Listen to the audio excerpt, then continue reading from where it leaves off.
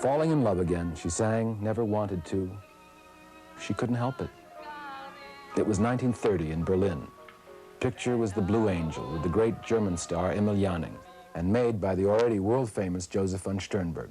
But what made the picture a sensation was this unknown German actress who'd had a few unimportant roles in German silence and on the Berlin stage. That's where von Sternberg saw her, as he wrote in his autobiography, leaning against the wings with a cold disdain. It was this very indifference that convinced him, despite the objections of all those involved, to cast her as Lola Lola. Ein kleines Blickgeplänkel sei erlaubt dir. Das denke immer, Achtung vor dem... The film was a sensation in Europe, but didn't open in America until after the release of her first Hollywood picture, also directed by von Sternberg. Morocco, with Gary Cooper, is the movie that made her an overnight star on this continent. Sternberg had seen her in a tuxedo at a Berlin party, put her in one for Morocco, and so began the fashion of women wearing pants. Dietrich introduced a European sensuality that went considerably further than Garbo's. May I have this? Of course.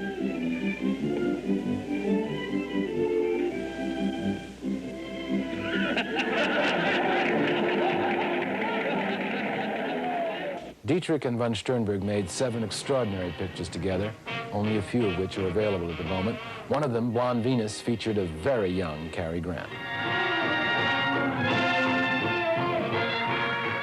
The studio eventually broke up her relationship with von Sternberg, and Dietrich was known on other pictures to have the sound man lower the boom mic before takes so that she could say, "Oh, Joe, why hast thou forsaken me?"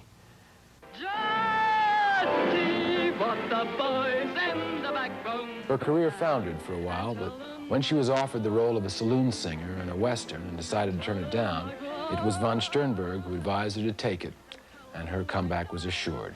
The picture starred a young actor also in his first Western, James Stewart. During World War II, Marlene Dietrich quit the screen and devoted her time to touring for the USO. She went everywhere the fighting was. Ernest Hemingway had written about her, "If she had nothing more than her voice, she could break your heart with it. It makes no difference how she breaks your heart, if she is there to mend it." Her movie career after the war and during the 50s and 60s never reached the kind of popularity and influence she had in the 30s. Her own personal favorite was the border town madam she played in Orson Welles' thriller, Touch of Evil, which is now available for the first time in its complete uncut version. I'm Hank Quinlan. I didn't recognize you. You should lay out those candy bars.